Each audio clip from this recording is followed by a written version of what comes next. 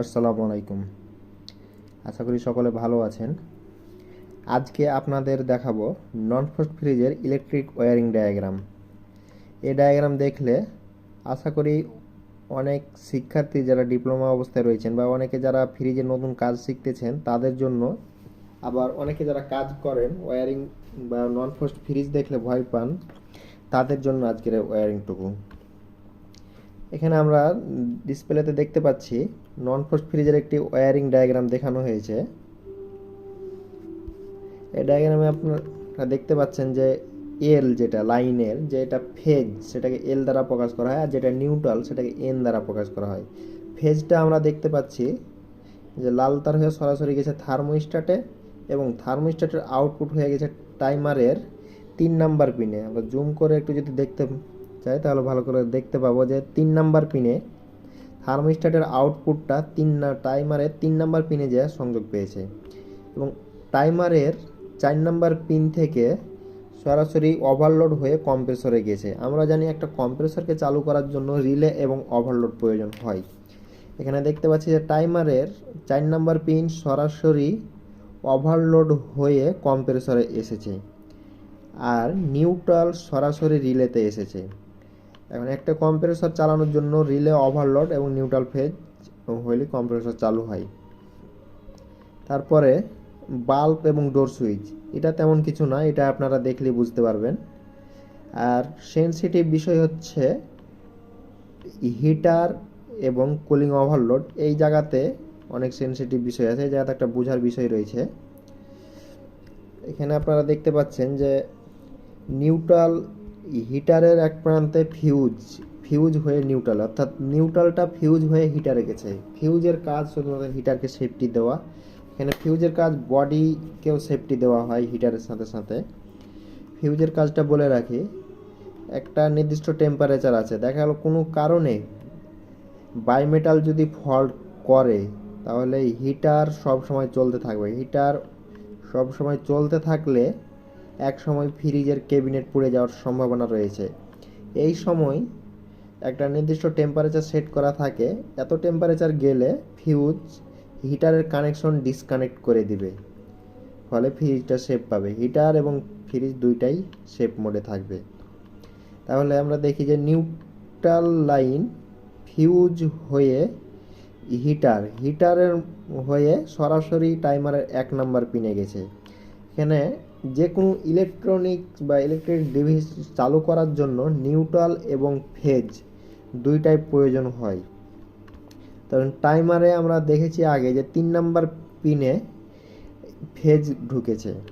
কারণ টাইমারের মোটর চালু করার জন্য 3 নাম্বার পিন থেকে মোটরে একটা ফেজ দেওয়া হয়েছে, এবং 1 নাম্বার পিনে নিউট্রাল দেওয়া হয়েছে। নিউট্রালটা সিরিজের মাধ্যমে কানেকশন হয়ে আসে, সিরিজ হিটার এবং ফিউজের মাধ্যমে সিরিজ হয়ে 1 নাম্বার পিনে যায়। তাহলে টাইমারের মোটর 3 নাম্বার থেকে ফেজ এবং 1 নাম্বার থেকে নিউট্রাল পেলে মোটরের কার্যক্রম শুরু হবে, অর্থাৎ মোটর ঘুরতে থাকবে। এখন আমরা জানি যে টাইমারের একটা সেটিং থাকে যে কিছু সময় আপনার কম্প্রেসর চালু করবে, আবার কিছু সময় হিটারকে চালু করবে। এক্ষেত্রে বেশি সময় কম্প্রেসর চলে আর হিটার চলে মাত্র 12 মিনিট, 24 মিনিট, 15 মিনিট, এরকম একটা কোম্পানি ভেদে টাইমার কোম্পানিগুলো এটা একটা টাইম সেট করে দিয়ে রাখে। এটা কোনো পরিবর্তন করা যায় না, নির্মাতা কোম্পানি যেভাবে সেটিং করে দিবে সেইভাবেই চলতে থাকবে। এখন কম্প্রেসর চলার পরে যখন ঠান্ডা হয়ে যাবে, বরফ গলার প্রয়োজন হলে বা টাইমারের যখন নির্দিষ্ট টাইম আছে, কম্প্রেসরের 8 ঘন্টা যদি শেষ হয়ে যায়, নির্দিষ্ট টাইম যদি ধরি 8 ঘন্টা, 8 ঘন্টা শেষ হয়ে গেলে 8 ঘন্টা পরে হিটারকে 2 নাম্বার পিনে হিটারকে লাইন দিবে। তো হিটারকে যদি লাইন দেই সেক্ষেত্রে 2 নাম্বার পিন হয়ে সরাসরি বাইমেটালে লাইন আসবে, বাইমেটালের এ পর্যন্ত। বাইমেটাল যদি আউটপুট দেয় তাহলে হিটারে ফেজ যাবে, নয়তোবা বাইমেটাল পর্যন্ত ফেজ এসে থাকবে। আর এদিকে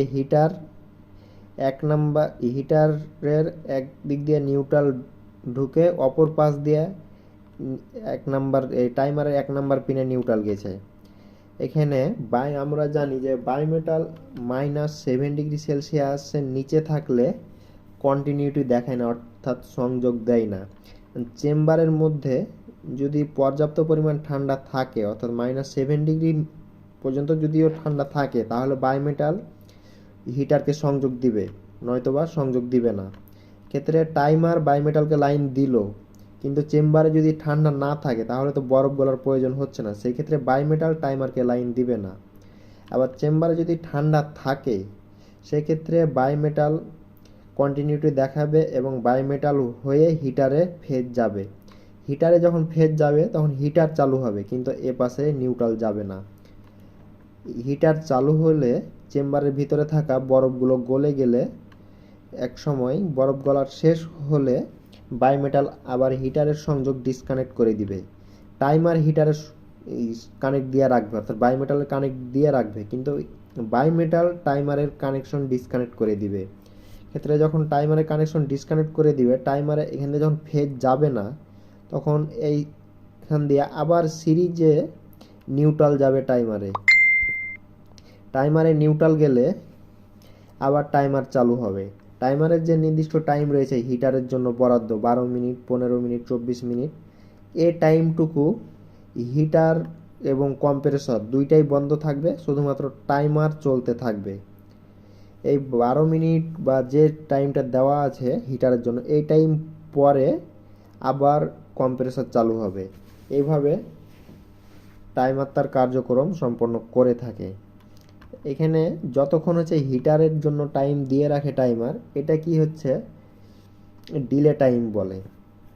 তার হিটার চালু হলে বরফ গলে যাওয়ার পরে কিছুক্ষণ কম্প্রেসর চালু হওয়া বন্ধ থাকে, হিটারের গরম থাকে, হিটারের গরমটা ঠান্ডা, এই সময় হিটারের গরমটাও ঠান্ডা হয়ে স্বাভাবিক টেম্পারেচারে আসে, তখন কম্প্রেসর চালু হয়।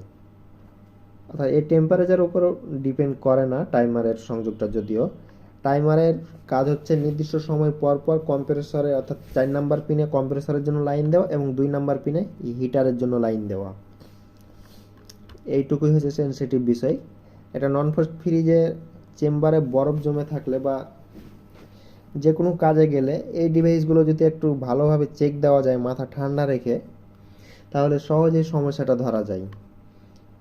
আবার এক্ষেত্রে ফ্যান মোটর রয়েছে, ফ্যান মোটর দেওয়া থাকে ডিপ চেম্বারে। অনেকগুলো কোম্পানি ফ্যান মোটরের কানেকশন সবসময় এই ওভারলোডের আগে থেকে হবে, অর্থাৎ কম্প্রেসরের যে লাইন টাইমারের আউটপুট থেকে ফ্যান মোটরের লাইন যাবে। এবং নিউট্রালটা অনেক কোম্পানি ডাইরেক্ট দিয়ে রাখে, অনেক কোম্পানি ডোর সুইচের মাধ্যমে দিয়ে রাখে, এভাবে দিয়ে রাখে। এটা কোম্পানি ভেদে বিভিন্ন রকম হয়ে থাকে, যে কোম্পানি যেভাবে ডিজাইন করে সেভাবে এটা তৈরি করা হয়। তো আজকে এ পর্যন্তই। আশা করি ভিডিওটি আপনাদের কাছে ভালো লেগেছে, আপনাদের কাজ করতে অনেক উপকার হবে। যদি ভিডিওটি ভালো লেগে থাকে তাহলে লাইক দিবেন এবং কমেন্ট করে আমাকে জানাবেন। পরবর্তীতে যদি কোনো বিষয়ে ভিডিও পেতে চান সে বিষয়ে কমেন্ট করে জানালে পরবর্তীতে ওই বিষয়ে ভিডিও দিতে পারবো বা দেওয়ার চেষ্টা করব। আর শেয়ার করে আপনার বন্ধুদেরকে দেখার চেষ্টা করবেন, তাহলে আপনার সাথে সাথে আপনার বন্ধুরাও উপকৃত হতে পারবে। ভালো থাকবেন। আসসালামু আলাইকুম।